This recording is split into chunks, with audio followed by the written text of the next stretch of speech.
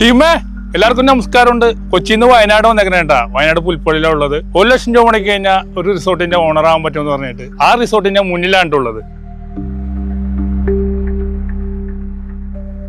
ഇത് നിങ്ങൾക്ക് സത്യമാണെന്ന് അറിയണ്ടേ? നമുക്ക് ഓണറിനോടൊന്ന് ചോദിച്ചാലാ.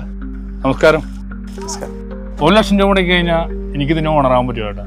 തീർച്ചയായിട്ടും. നമ്മുടെ ജീവിതത്തിലെ എല്ലാവരും വലിയൊരു ആഗ്രഹമുണ്ട് റിസോർട്ടിന്റെ ഓണർ ആവാന്നുള്ളത്. എല്ലാവർക്കും ഒരു പക്ഷെ സാമ്പത്തികം അതിന് അനുവദിക്കണം എന്നില്ല. പക്ഷെ ഇവിടെ ഞങ്ങൾ ചെയ്യണമെന്ന് വെച്ചാൽ 1 ലക്ഷം രൂപ മുടക്കിയിട്ട് ഇതിന്റെ പാർട്ണർ ആകാൻ പറ്റുന്നുള്ളതാണ്. ഇതിന്റെ ആക്ച്വൽ പ്രൈസ് 75 ലക്ഷം രൂപയാണ്. അപ്പൊ ഇവിടെ ബാക്കി വേണമെങ്കിൽ 75 ലക്ഷം രൂപ ഒരുമിച്ച് തന്നിട്ടും ഇതിന് ഓണർ ആവാം, അല്ലെങ്കിലോ 75 പേർക്ക് ഓരോ ലക്ഷം രൂപ നൽകിയിട്ടും ഇതിന്റെ പാർട്ണർ ആവാന്നുള്ളതാണ്. 1 ലക്ഷം രൂപ മുടക്കുന്ന എന്റെ പേരിൽ രജിസ്റ്റർ ചെയ്ത് തരുമോ?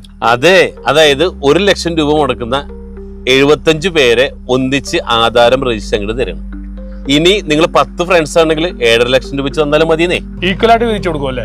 ഈക്വലായിട്ട് ഡിവൈഡ് ചെയ്ത്. ഞാൻ വരുന്ന വഴി ഒരുപാട് റിസോർട്ടിന്റെ പണി നടക്കുന്നുണ്ട്. എത്ര റിസോർട്ടാണ് നമ്മുടെ പ്ലാൻ?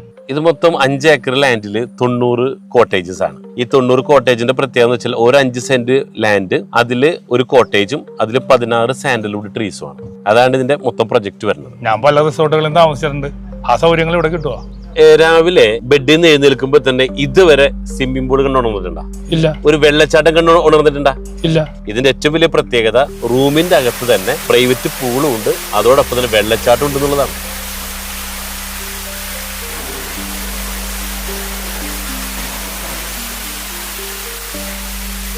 എന്ത് വിശ്വസിച്ചങ്ങനെ ഇത് മേടിക്കും? വയനാടിനെ കേൾക്കുമ്പോൾ തന്നെ പേടിയാണ്. പ്രകൃതി ദുരന്തങ്ങളൊക്കെ ഒരുപാട് നടക്കുന്ന സ്ഥലമാണല്ലോ. അത്തരത്തിൽപ്പെട്ട സ്ഥലമാണ് ഇത്.